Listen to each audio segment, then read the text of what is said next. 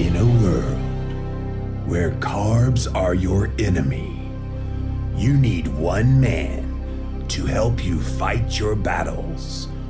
That man is Jimmy.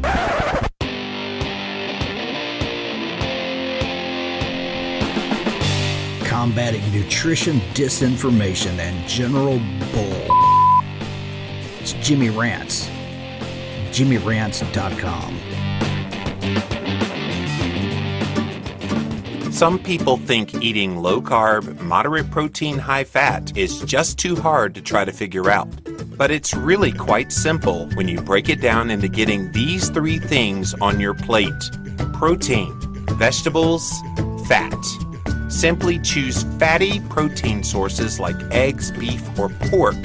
Add in green leafy and non-starchy vegetables like spinach, broccoli, or asparagus.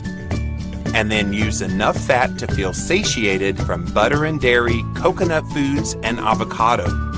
Eat real whole foods as much as possible, and you really can't go wrong on keto. Keto is easy. Don't make it more difficult than it needs to be. Simplified short-form keto videos found exclusively at ketowhiteboard.info. Watch it, share it, live it. What's up, you guys? Welcome back to another Instagram Live, and we're here with another episode of Jimmy Rants. JimmyRants.com is the website, and if you're brand new to the show, let's turn on a little light so you can see me better. There we go. If you're brand new to the show, you can go to JimmyRants.com and see all of those beautiful past episodes that we've done here. We literally just crossed the 300 mark as far as episodes go of this show. So go check them out, you guys, on JimmyRants.com. Yes, I'm stalling so I can pin this post here today. If you missed, it's not posting, it's flipping. Sometimes you have a little bit of comedy when you're trying to do this show.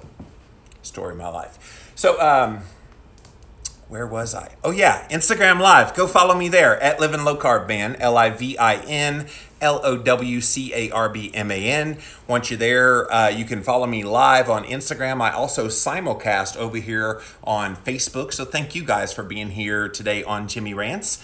On Instagram, you can watch it on replay for up to 24 hours. After 24 hours, it does disappear, so you'll need to go follow me on YouTube at that point. Several people wrote me recently, oh, I missed several of the rants, so thank you for putting them on YouTube, and you're welcome. I gladly do that. I think once they're on YouTube, you can basically grab them. A lot of people have been using that too, you guys, that I've ranted on something and they wanted to share it on their Facebook page over here or on other places. So the YouTube video is very easily embeddable on some of these other places. So if you want to respond to someone with a rant that I've done, that's a great way to do it over on YouTube. So go type in a keyword, Jimmy Rants, you'll find the show.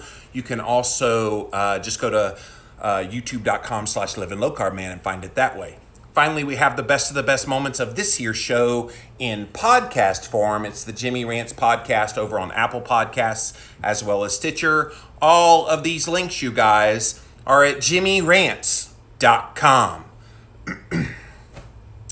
Today's Jimmy Rants is my once a week that I open the floor to you. So when I was doing these Jimmy Rants, when I first started doing them in October, I was just going, and something was happening in the midst of doing all these rants. I would have some specific topic that I'm talking about, and yet down there in the comments, when I started reading them, I would invariably get a random question that had nothing at all to do with what we were ranting about on that particular day. So I said, you know what, I need to dedicate one show a week where all I do is answer listener questions. Guess what? You're at that show. So I need your help to ask questions about keto, fasting, cholesterol, podcasting, book writing, having backyard chickens, pretty much whatever you want to ask. If you have deep, dark secrets you want to know about Jimmy and Christine, I'll share all about Christine's deep, dark secrets, and just kidding. But yeah, I would love to answer your questions. So please write them down below. I'll be delighted to help. But I did ask this on my Instagram stories a little bit earlier. And so we're going to go to some of those first while I let you guys ask your questions. All right, this one came in. What is the best way to grow your brand and get exposure? So great question. Thank you for that one. The best thing that I've found when I first started, the thing that set me apart from everybody else, at least that I was seeing at the time, was consistency. So when I started, I made it a point, because I started as a blog, I made it a point to blog every single day, at least one post, and on most days tried to get in 2 posts. And what that did was it provided this consistent content that got my name out there. Another thing that I did was I tried to post on other people who had a bigger following, reaching out to those people and saying, hey, check out what I'm doing. I've got this brand called Living La Vida Low Carb. Will you help me get the word out? And the beautiful thing about the keto community, of course, back then it was just the low carb community, but the beautiful thing about our community is there's so many people willing to help. I am one of those people, by the way. If you write to me and you're doing really good work, and I see that you're doing really good work, and I see that you're consistent and providing a good service, I'm going to help you build your brand. But the biggest thing, consistency and quality, and make sure that you are doing it in written form. Make sure you read, reread, and reread to try to get as many of the grammar and spelling errors, because those things make you look unprofessional if you put them out there. And I see a lot of that kind of thing all the time. Doesn't mean I always spell everything right or have perfect grammar, but I certainly put in the effort to try to make sure that when you read something from me on social media, it's pretty legit and clean and hopefully understandable, and you learn something from it. And another thing that you can do is just be very supportive of other people, because if you get in this with the hopes of building your brand for just some arbitrary, personal, selfish reason, people will read that too.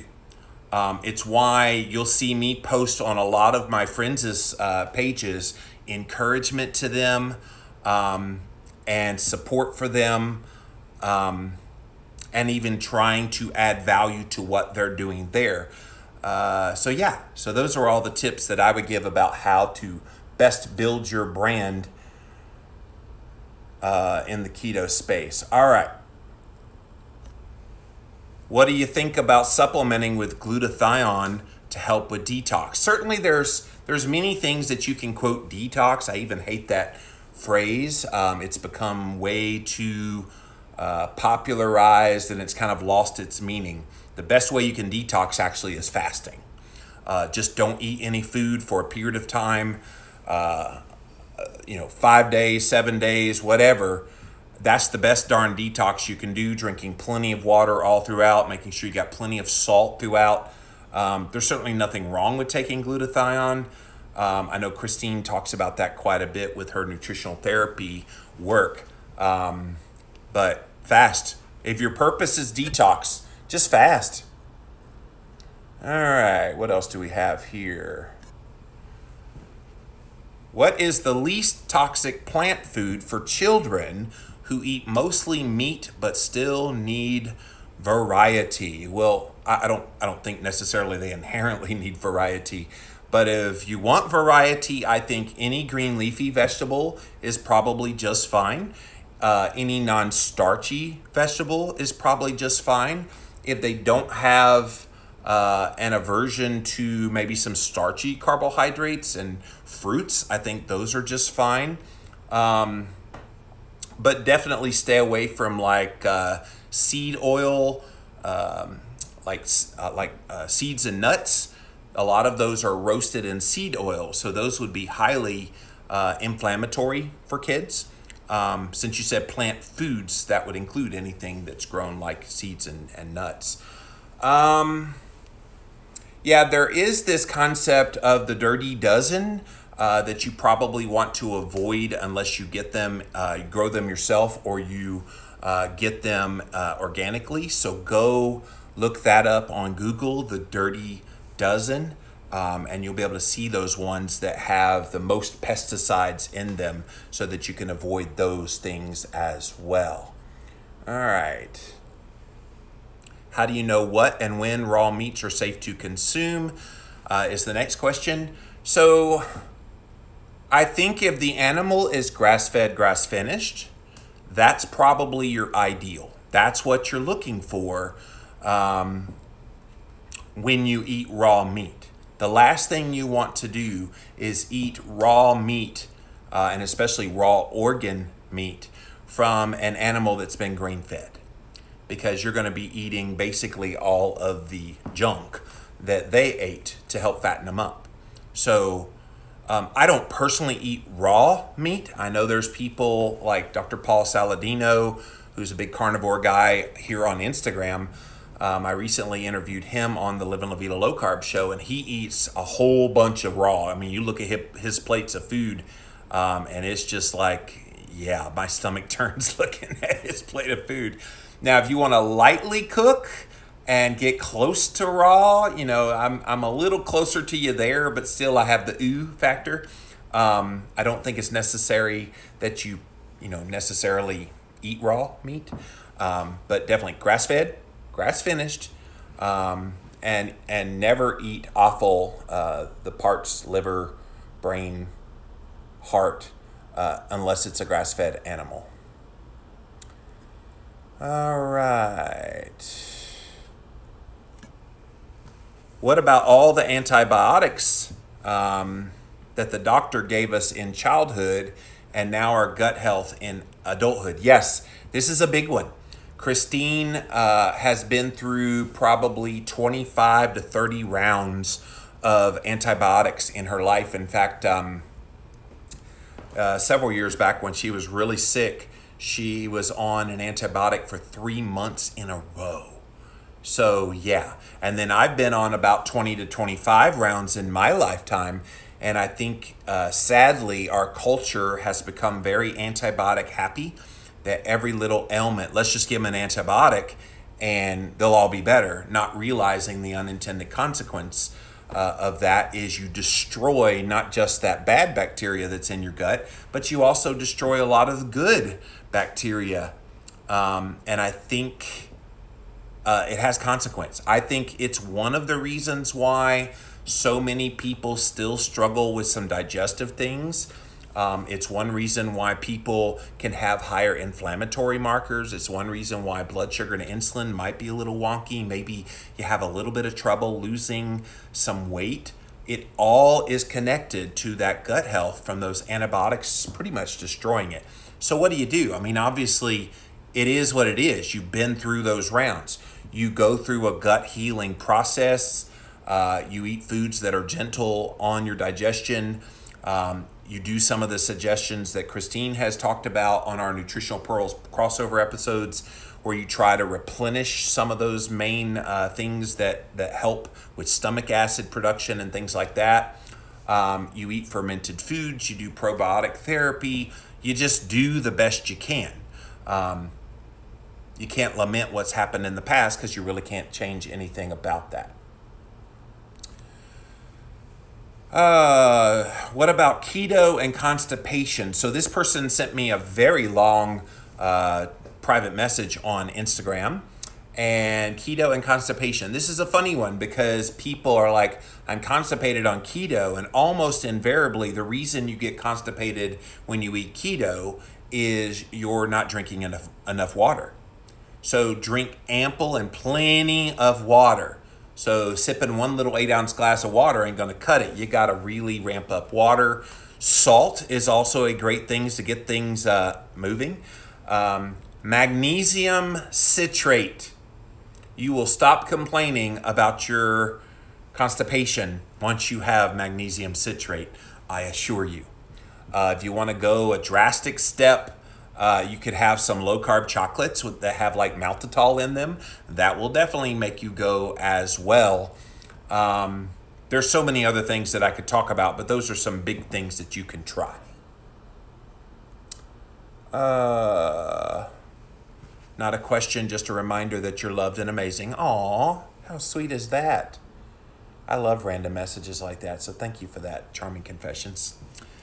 Will keto help adrenal fatigue or make it worse? What a great question. So, Christine and I recently had what's called the Dutch test run. If you've never had the Dutch test, it is a morning urine test, and it's 4 times throughout the day saliva test. So you spit in this vial 4 different times. So once in the morning, once in the right before noon, once in the mid-afternoon, and once towards the evening time. And what you're trying to see is your natural curve for cortisol. So in the morning, it's supposed to be in double digits, like 10, 11, 12. The next one is supposed to be somewhere around 5, 6. The next one after that is supposed to be like 3 to 5. And then the one right before bedtime is supposed to be below 2 because you're about to wind down and go to bed. Well, guess what, guys? Both Christine and I, we were whacked. I mean, like all over the place. For me, that morning one that was supposed to be, that morning reading that was supposed to be somewhere around 10, 11, 12 was 4.5. And the medical doctor who's helping us with this, he's a keto guy. He's like, you must be like exhausted in the mornings. And I'm like, actually, I'm not. I'm pretty good. And he said, well, maybe you've lived with it for so long, you've learned how to live with it and mitigate some of that effect. I said, maybe. Anyway, he's going to put me and Christine both on a supplement, like a compounded pharmacy supplement to try to deal and try to impact the neurotransmitters in our brains and give us some adrenal support. So to answer your question, keto alone may not be enough because Christine and I are both very keto. You may need some extra support. So ask your doctor about getting this Dutch test run. You may need to go to a functional medicine doctor to have this run. Your doctor may go, huh? So have it run. That way you can kind of assess where you are on the adrenal function and adrenal fatigue. All right. How do you personalize your keto? Well, you find the foods that you love, and you eat those foods. I think that is the key that so many people miss. They think, I guess when I go keto, I've got to like guzzle down bulletproof coffee, and I need to eat bacon, and I need to make sure that I get blah, blah, blah, blah. And so people like have all of these common thinkings about this is how you're supposed to do keto, when at the end of the day, keto, as I mentioned earlier, is so stupid easy. Fatty protein source, meat, vegetables, preferably non-starchy and green leafy, and then some source of fat. You do that and you fit it within the template of the foods that you enjoy eating. That is keto. So we don't need to make it real hard. So it's extraordinarily easy to personalize. Why would you do carnivore? You could do it as a hack. I think a lot of people that are trying an animal-based foods diet only, which yours truly is doing right now. I'm doing mine as a keto carnivore, so with the ketogenic macros, which is a little bit higher in fat than the traditional carnivore. But I think it's a great way to cut out some of the unnecessary foods that might be sabotaging you. So if you know you're only going to be eating meat or only going to be eating animal-based foods, how easy is it to get a Quest bar in there? Nope, that's not carnivore. How easy is it to get some of these like almond flour recipes in there? Nope, that doesn't fit the template of carnivore.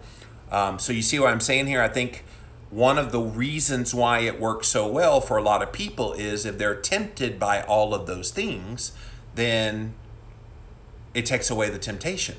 Unless, of course, you cheat on your carnivore and you don't eat actually just meat. But that's a big one. And I would also say if someone has major gut health issues and even vegetables react strongly, makes you bloated and some of this kind of thing when you eat them on a traditional keto diet. Try a carnivore diet and see if cutting those out will actually help with some of those symptoms. So that's some of the reasons why you should do carnivore. All right, so it looks like that's all the questions that I had from my Instagram story people. I'll come to you guys here in a minute here on Facebook, but let's go to Instagram Live. Welcome in, welcome in. If you're just joining us, we are doing my weekly open Q&A session. So pretty much anything is game. Ask your questions about keto, cholesterol, fasting, podcasting, book writing, backyard chickens, gardening, greenhousing, deep, dark, dirty secrets of Jimmy and Christine Moore. Whatever's on your mind, I'm happy to answer. Kimberly says, I'm pre-diabetic. Doc said go low carb and low fat. Well, you got a stupid doc. Because your doctor has not been trained in nutrition. I have spoken with many doctors over the years on my podcasts, and you're lucky if they've gotten just a few hours of nutrition education. So it's all well and good that your doc thinks you need to go low carb and low fat. At least you got the low carb right. But you actually need to go low carb, high fat. And Kimberly, here's the way you respond to that. Low carb and low fat. So what are you supposed to have? 80% of your diet from protein? What's that look like? 80% of your diet is protein. Let's say you eat like 10 chicken breasts in a day, and then you have like a cup of green leafy vegetables. That's it. Maybe a little bit of butter. I don't know. What does that look like on a plate? I would ask him, all right, you want me to eat low carb and low fat. What does that look like on a plate? He's not going to know is the point. And number two, it's stupid because it ignores the glucose effects that come from too much protein, which if you're eating low carb and low fat, you can't also eat low protein or even moderate protein. At that point, it's going to be a very high, extraordinarily high protein diet. So no, low carb, moderate protein, high fat helps with diabetes like a champ. So many people with type 2 diabetes have seen keto improve their A1C, improve their insulin, reducing their insulin, fasting insulin levels, reducing their blood sugar levels. It does it like a champ. So that's ridiculous advice, but he doesn't know. He hasn't been trained in that. So how would he know? 505 Health says, how do I tell my dad saturated fat isn't the devil? He just got 3 stents put in. Well, you can have that conversation if he's willing to listen to you, but he's got to be open to the idea that it's not saturated fat that does that. It's not saturated fat that clogs your arteries as we've all been led to believe. What happens is when your arteries start to get inflamed, and there's 2 things in the diet that will inflame your arteries better than anything else. And one of those 2 things is not saturated fat. One is vegetable oils, incredibly inflammatory. So vegetable oils are soybean oil, canola oil, all cottonseed oil, all of these oils that they put in salad dressing and mayonnaise. It's in all kinds of things. And then when you deep fry, like fried chicken, for example, that corn oil, that's another one that's highly inflammatory, vegetable oil. All of those things are incredibly inflammatory to the body. So that's one. The second one is carbohydrate. And for the most part, it's refined carbohydrates. So refined grains, refined flours, refined sugars, refined starches, all of these things, you guys, they add up to more inflammation in the body. So here's what happens. This is why people believe saturated fat is, quote, clogging their arteries. Your arteries become inflamed. Your HSCRP, which is a key inflammation marker in the body, will indicate that. It'll show up in that number, and you'll start to get really, really high levels of inflammation in the body. Well, what is the anti-inflammatory element in the body? It's it's cholesterol. And you can get it from dietary cholesterol, and your body makes cholesterol. So you've got to look at cholesterol like a firefighter, and the inflammation is like a fire. If there is a fire in your neighbor's house, where are the firefighters going to go? They're going to go to your neighbor's house, right? So if there is a fire going on in your arteries, in your coronary arteries, because there's inflammation there because of carbs and vegetable oils, why are we surprised when there is cholesterol that shows up to the scene of the fire trying to put out that fire? And over time, that cholesterol keeps building and building and building, trying to save you from that inflammation. So people, when they have to have a stent put in, or when they have open heart surgery and, oh my gosh, your arteries were completely blocked. They were blocked by cholesterol, but it's not the cholesterol that was the enemy. It was the inflammation that made the cholesterol show up. So when they cut you open and they see that your arteries were clogged up with cholesterol, it's very easy to say, oh, look, all that saturated fat you ate, all that cholesterol you ate is what led those to being clogged. But that is so not true. What is true is the inflammation from the crappy carbage diet and the crappy oil diet.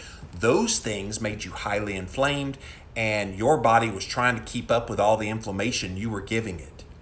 So that's an easy way to try to explain this. Obviously, if they're not ready to hear that or they don't want to believe it, they don't want to believe what I just explained is true. It is true. You can eat and basically saturated fat and some monounsaturated fats and some protein and make that your only sustenance, like what I'm doing right now. I've actually gotten my fat to about 75 to 80% of my diet. So if it was fat that was clogging your arteries, it would show up in my coronary arteries. And there is a test that you can have run called a CT heart scan. So it's a CAT scan basically of your chest. It takes about 3 minutes. And it will give you what's called a heart calcium score. And so your calcium score needs to be as low as it could possibly be.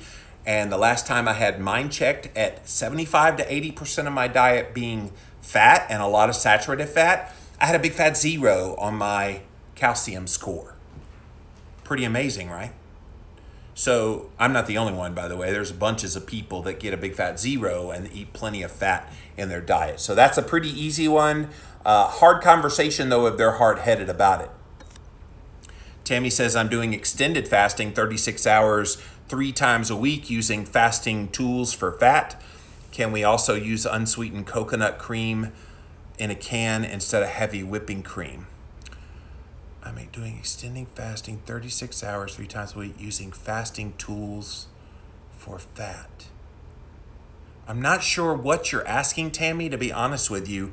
If you're fasting, you don't eat anything at all. So I'm not sure where the coconut cream comes into play. There should be no coconut cream in your diet. If you're, and I'm becoming more and more convinced of this, you guys, because of the mistakes that I made when I first started fasting. I was thinking I need bone broth, I need kombucha, I need like all of these crutches. And what I found over time was those things were stoking hunger. And once I removed them and only had water and salt, I did far better on my fasts. AK Bonbon wondering what you think about Michael J. Fox and his wife coming out with a mainly vegetarian cookbook. Isn't keto better for Parkinson's?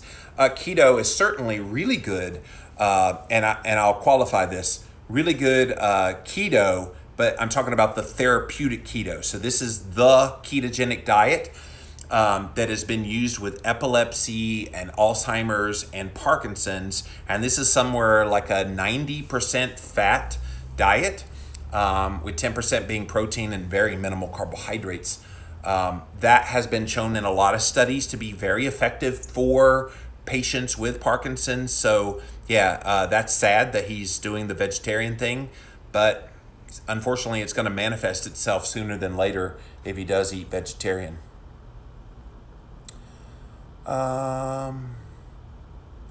Is it true about Kerrygold butter being sued for false advertisement of grass-fed cows? Yeah, I've seen those things out there, Tammy. And yes, it is true they did get sued. It is true that they are basically going through the court process now. But here's the thing, you guys. Anybody that's bought Kerrygold, you can see the difference in the butter from conventional butter. Conventional butter in a grocery store is like paste. It's like white paste. I look at that and I go, that ain't butter. I look at a stick of Kerrygold and it's yellow. It's just beautiful, gorgeous yellow. It doesn't become yellow unless cows were fed pretty darn well grass. All right? And then the second reason why I think it might be a little bit premature for them to assume that they're not, it's not quality, is the taste. So anybody that's had conventional butter, that's that white pasty stuff, it's tasteless. You can't taste anything about it. But when you have Kerrygold butter, it has a very distinctive flavor. First time I had Kerrygold, I was kind of like, but now I've grown to love that little bit of distinctive flavor. So if it wasn't grass-fed animals, how did they get that in there? So that's my thinking on that.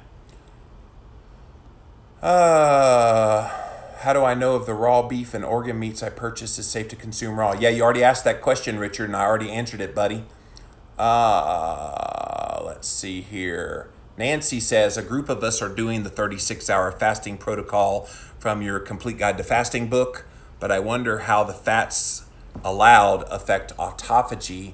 Any idea on that? I'm enjoying the 36-hour eating plan. Well, autophagy, and for those of you that aren't familiar with autophagy, it is the process by which you clean up lots of dead proteins that kind of just float around in your body. A lot of people don't realize this. It's kind of wicked, actually, that right now in your body, there are proteins that just kind of, they're just kind of floating around in there, and there's no good way to get rid of them except a 72-hour fast. So you're fasting for 36 hours. You need to double that, Nancy. If your goal is autophagy, you should probably be eating nothing for 72 hours, having water and having salt, and letting that be the way that you produce autophagy. If autophagy is your goal, 72 hours is kind of the mark, the benchmark you want to try to reach with a water and salt only fast. And if you go 5 to 7 days, for sure, you're going to be getting the autophagy benefits. Do you ever have diet soda, says Sharon? Yes. I don't have them often, but when I want to have one, I don't bellyache about a diet soda. Now, I realize it's not perfect, and there are the artificial sweeteners. There are some really good ones that are sweetened with stevia. What's that one brand? Zevia, Z-E-V-I-A, which is now available in a lot of places. But even if I want like a cherry Coke Zero or something, I'll get one. I don't bellyache over those kinds of choices, but I'm also not having them every single day either. My sugar has been high around 130s, then goes down to 120s, but isn't that still somewhat high? I haven't cheated. Yeah, and Bonnie, I don't know if you have type 2 diabetes or not. That is high. Of course, I don't know when you're measuring. Are you measuring all throughout the day? Are you only measuring in the morning time? If you're only measuring in the morning time, I encourage you try to check a little bit later in the day after you've eaten, like 4 hours after you've eaten, later in the day. You might see that it's lower. And what I would want to know is what's your A1C level, because your A1C is your average blood glucose at all times over the past 3 months. So if you know your A1C, please write it down there so I can respond. If you don't know your A1C, then try to get that number. It should be below 5.5 for sure. So let me see what you got. How do I explain to a coworker keto can help with Alzheimer's disease? Amy, this is a beautiful question. You could blow their minds. Because in research circles, and I remember talking to a gentleman on the Live and La Vida Low Carb show named Dr. Larry McCleary. He's a neurosurgeon who wrote a book way back when called The Brain Trust Program. You could probably get it for a couple of bucks on Amazon, but he was the first one to put it on my radar screen that Alzheimer's disease is actually now considered type 3 diabetes. That was 12 years ago. Now I hear all kinds of people these days talk about type 3 diabetes being Alzheimer's, vice versa. And I'm like, yeah, I've known that for years. but that's how you start the conversation.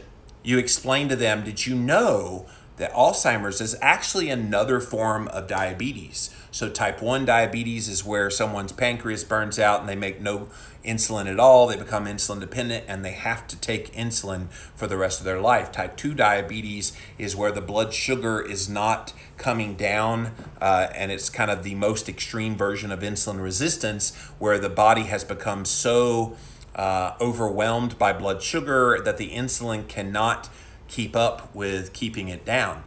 Well, Alzheimer's is the manifestation of that excessive blood sugar going up in the body, and then the insulin not being able to bring it down again.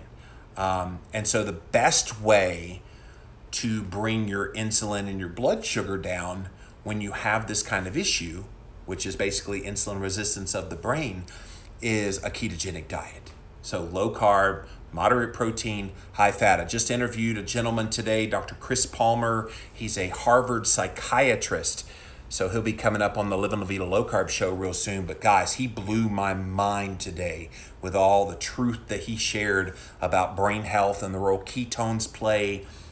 It's pretty fascinating. But Amy, I hope that helps you out. Type 3 diabetes of the brain, and the best course for treating a diabetic condition is a ketogenic diet. Can you have a little cheese on keto carnivore? You bet you can. I wouldn't worry about cheese. Cheese is an animal-based food. Let's see. Does autophagy happen even if you don't follow a keto diet? So autophagy does not happen, Gail, from a keto diet. It happens from fasting, at least 72 hours. What's your results up to now with carnivore? I'm still doing it. That's the results. If you mean how much weight have I lost, I have stopped weighing. I don't worry about that. I've had a lot of people comment how much clearer my skin looks, that I have kind of a shine, a glow, and that I've lost weight in the face. They can see it there since when I first started doing this. So that's good enough for me. I don't need to obsessively track weight in order to feel validation in doing this. I will tell you I'm very comfortable and have fallen into kind of this one meal a day right around midday, and it's done very well for me, eating that one big meal. And then I fast for 23 and a half hours, and I have the one big meal the next day, and I fast for 23 and a half hours. It's been really good for me. And I'll probably continue this all throughout the year. Haven't gotten any new blood work done, but I don't need to. They weren't really that far out of range. None of them were out of range except for insulin was slightly higher. But there's no sense in obsessively spending money on all these blood tests when I could do all of that at the very end, or at least in progress. Can keto do anything for psoriasis or psoriatic arthritis, says David? Well, psoriasis is an autoimmune condition, and so autoimmunity is helped with a ketogenic diet. And since keto is an anti-inflammatory diet, I would think that there would be benefits there as well. Christine has psoriasis, a mild form of psoriasis now, and keto can help, but she's got to stay strict with keto. Things like dairy even will bring back that little itching in the back of her head. But it is an anti-inflammatory diet, so I can't see that it would be a detriment in any way for psoriasis or psoriatic arthritis. John does keto. I'm trying the higher protein and lower fat, and my ketones stay around 0.2 to 0.3. I have crazy headaches that I never got on higher fat. I'm wondering about your thoughts. Yeah, you may not be suited to be doing higher protein.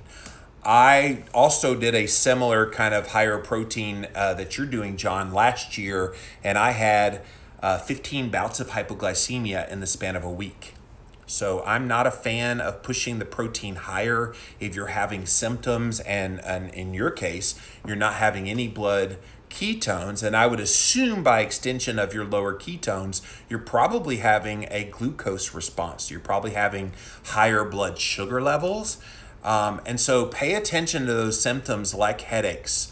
And I would think that the headaches are probably a sign of an excessive amount of glucose as well. So back down. If you want to continue to try to test a little higher protein, maybe back it down to 25 to 30% of your calories coming from protein. That's still a good amount of protein. And then about, what would that be, 70 to 75% of your calories coming from fat. That's kind of, I'm doing 75 to 80% fat right now.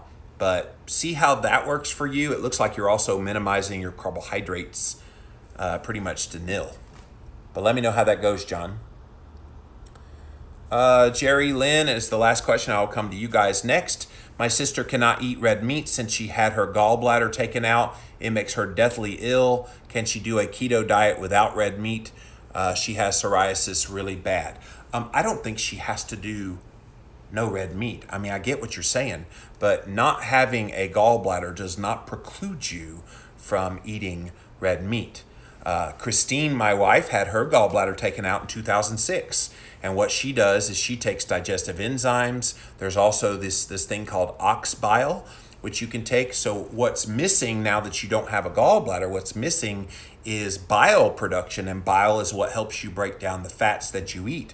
So the reason she feels deathly ill eating red meat is because her body's not processing the fat in that meat. Then why don't you take digestive enzymes? Why don't you do ox bile and some other things to try to deal with breaking down the fat? That's a better solution than trying to go to other sources of meat. She's going to have the same issue with salmon. She's going to have the same issue with any kind of fatty meat. And then if you try to go to like leaner meats that don't have as much fat, then you're going to run into some of the glucose effects that John was just talking about, having the higher amounts of protein. So reassess your thinking about red meat. I know in her brain, she's like, oh my gosh, red meat makes me deathly ill. When it may not be the red meat at all that's making her deathly ill. It may be that she's not digesting the fats in there properly, which is where the digestive enzymes and the ox bile will definitely help. All right, I'm going to pop over to Facebook, who's been very patient waiting on me to come to you guys. Of course, I come and I stay for the after party when I'm done over on Instagram, so you guys get the little bonus of me being here. What's your take on leptin and weight loss, Tommy? Tommy, it's critical. A lot of people put a lot of emphasis on insulin and insulin resistance, and they have to because it is paramount. It is totally a huge issue. But let's not forget about leptin. And for those of you that don't know about leptin, it's another hormone in the body, and it is a booger. And if you get leptin resistance, it goes right along with insulin resistance, and it's kind of this double whammy that makes it nearly impossible to lose weight, and so many other metabolic health issues. Go Google it.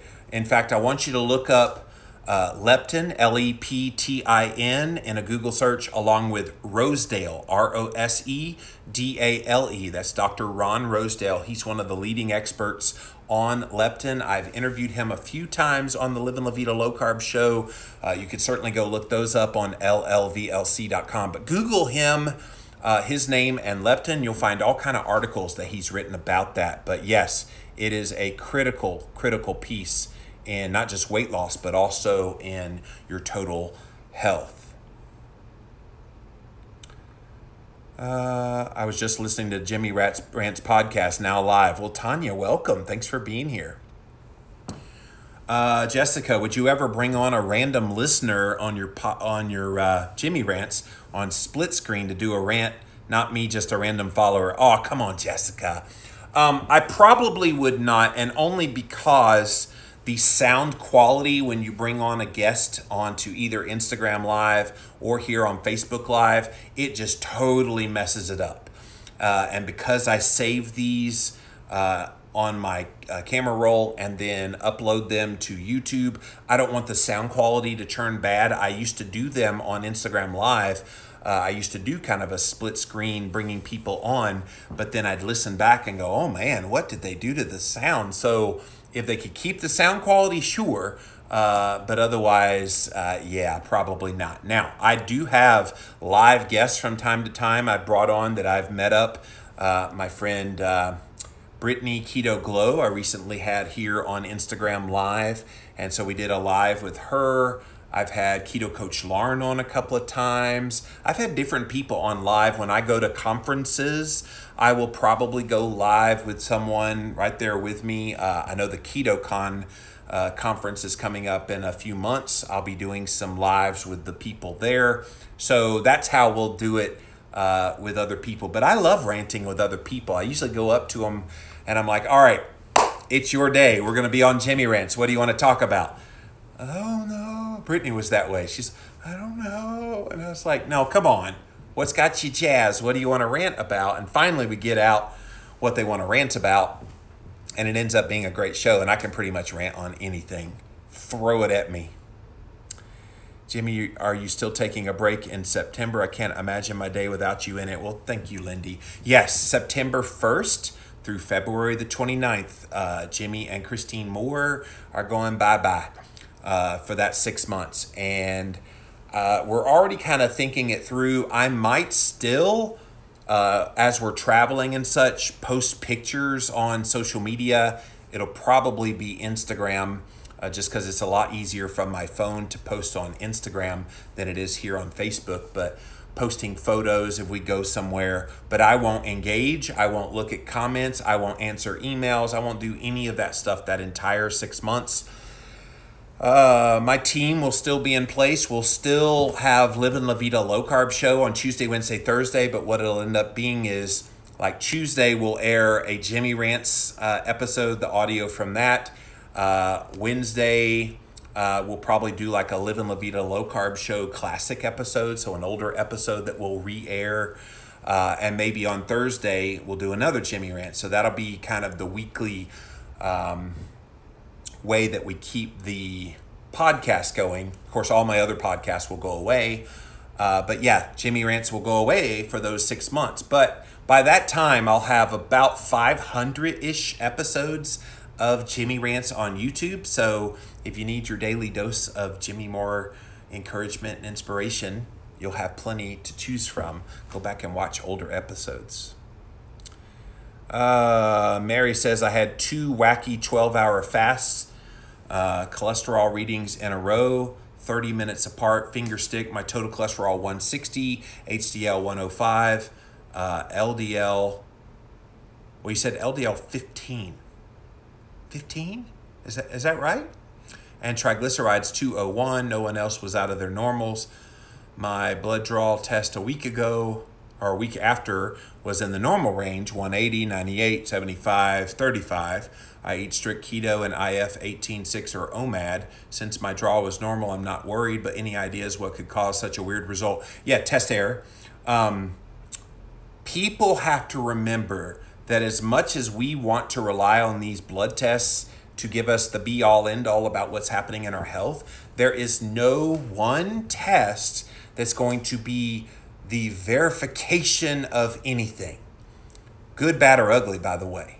So if you get one test, you don't need to get overly excited or overly upset about the results that are in that test. And I know we want to hang our hats on all these tests. And they're certainly a good tool for us to guide us in our decisions about what to do in our health. But they are not the be-all, end-all. And what I would say is you probably had some kind of a test error at that point that gave you the funky numbers. I would not worry about it one iota. Oh, I see my sister Beverly and my mom are both here. Hi, guys. Thanks for being here. Are there any situations where statins are helpful, says Liz? If someone has already had a cardiovascular event, and I remember asking this question to Dr. Jeffrey Gerber. He goes by Denver's Diet Doctor. He's a keto, low-carb, paleo guy that's a medical doctor. And I asked him that very specific question. What situation would you prescribe a statin drug to one of your patients? He said, if they refuse to do the diet, I'll put them on a statin. it'll at least give them a fighting chance to fight through the crap. I'm going, that is so sad. So you give them the option of no drug and a good, healthy, beautiful tasting diet, or take the drug and eat whatever crap you want to eat. There's people that actually take the drug. Yes, that's the world we live in now, you guys. That's the world we live in. How do you feel about adaptogens and nootropic supplementation? I use a quality ashwagandha ginkgo biloba combo. It's like my Xanax without prescription or side effects. Yeah, Dr. Will Cole and I on Keto Talk, there's the logo for Keto Talk, last week, not this week's show, but last week, was it last week's show? No, it was 2 weeks ago's show.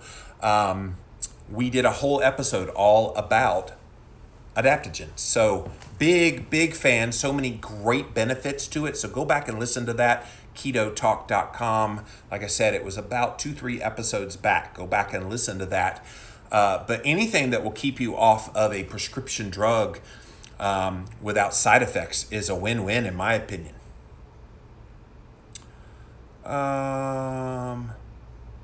Does eating fat as a fasting tool stop autophagy? Yeah, eating anything, Tammy, could stop autophagy. So it's why when you're going to fast for the purposes of autophagy, make sure that you truly fast and don't have any food at all.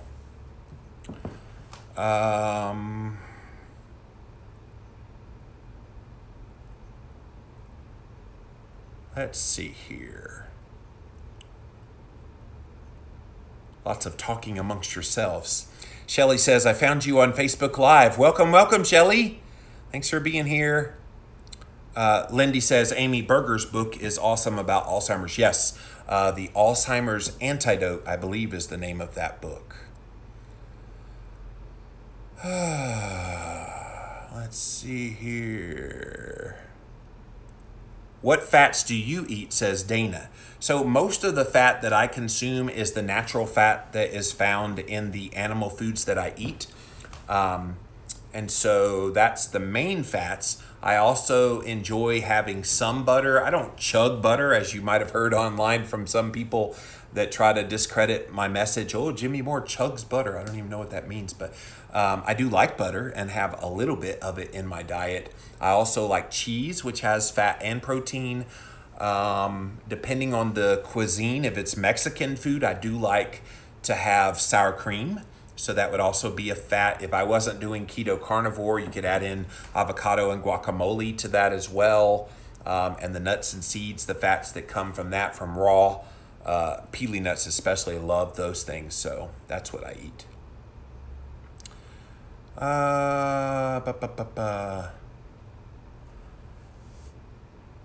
Hi, Jimmy, it's Mama Go Guy. That's my mama down there. Everybody go look at Judy Ann Keller Crumbly. That is the sweet lady that gave me birth 40 years ago. And yeah, I'm so proud of my mom. She started keto a few years back, did it for a little while, saw some good success, went away from it for a bit, but she's back on it now. And so Mama, I'm really proud of you. Definitely embrace the real food and embrace the fats, keep the carbs low. All of that is the way to get that ketosis going. All right, I saw another question come in over here. Oh, Gail, yes. Is bone broth a food? Yeah, you bet your sweet Bippy. Bone broth is a great food. I love cooking in bone broth. I'll tell you what, I was on, if you have Netflix, go look up The Paleo Way. That's the name of the show, The Paleo Way. It's got my buddy Pete Evans. He's a professional chef over in Australia. And Pete, I remember this was several years ago, he said, hey mate, you want to be on one of my shows? I was like, sure, why not? So he's a professional television chef. So I was in Austin, Texas at a conference then. And so he's like, had rented out this Airbnb that had a nice kitchen and everything. So he was shooting this episode, and so he did a keto segment. So go look it up, The Paleo Way on Netflix. I'm in episode 2, somewhere around 10 minutes into the show. and you can see me on camera. The whole segment was like 8 to 10 minutes long, but I've had a lot of people reach out. I didn't know you were a famous TV star. I'm not. I just happened to do a show. And what was funny is they just aired it this year on Netflix, but we recorded it like way back in like 2014, 2015, somewhere around there. Anyway, that's the way TV works sometimes, I suppose. But if you want to see me on Netflix, there it is. So, speaking of avocado, do you know the carb counts in one? Looked it up, but get all different answers. Yes, Sharon, I've seen as high as like 12 to 15 grams of carbohydrate in an avocado. Now, obviously, a lot of it is fiber. So if you're doing total carbohydrates, it is a pretty big, hefty load if you're eating a whole one. If you're doing net carbs, it's a bit lower. But yes, it does have carbs in it, people. That is not a freebie.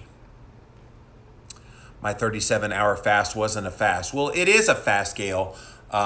It's just there's a better way to do it if you actually just do it with water and salt. Do you ever talk to Gary Taubes? I don't hear much about him these days. Oh, David, you haven't been paying attention then. He has been at several conferences this year. I know he was at Low Carb Denver. He spoke there. He also spoke at the Metabolic Health Summit in January. Yeah, he's out there, dude. Still doing his thing, still basically preaching the same message. And then he did a debate recently with Stephan Guyenet on the Joe Rogan podcast. Very popular debate. It was a little bit contentious and bleh. But he's out there. He hasn't stopped. So yeah. He's still out there. All right, so if there's no final questions in this open Q&A session, we may end this Jimmy Rants. So I'll give you a bit of a second to come in here. Hello, Steph Dodier. How are you, darling? Good to have you here. I guess I'm out of it, says David. Yes, pay attention, David. Actually, go look him up on the Joe Rogan podcast. It's on YouTube. It's also on podcasts. Of course, you know, Joe Rogan has like the number 4 podcast overall in the entire world. And he recently had Taubes and Stephan Guyenet, who's kind of a calories apologist, on debating. It was kind of cringeworthy listening, but you might get some entertainment value out of it. So Sharon says, what are your thoughts on macadamia nuts? Is it a good fat, or it's a good for fat, but easy to overdo? Yeah. I think macadamia nuts, I think pili nuts, I think almonds, really all of these are really good sources of healthy fats if you're going to use plant-based foods. Yeah, I don't have trouble with that. And if you've never tried macadamia nut oil and cooked with it, oh, it is so glorious to cook with macadamia nut oil. It's expensive as all get out, but it is so delicious and incredibly nutritious to have macadamia nut oil. All right, guys, that's it for this episode of Jimmy Rants. JimmyRants.com is the website. As always, you can engage live in the content here on Instagram. I'm at Livin' Low Carb Man, LivinLowCarbMan. We also simulcast here on Facebook Live, and you guys don't go anywhere. We're going to have the after party on Facebook Live here in just a minute.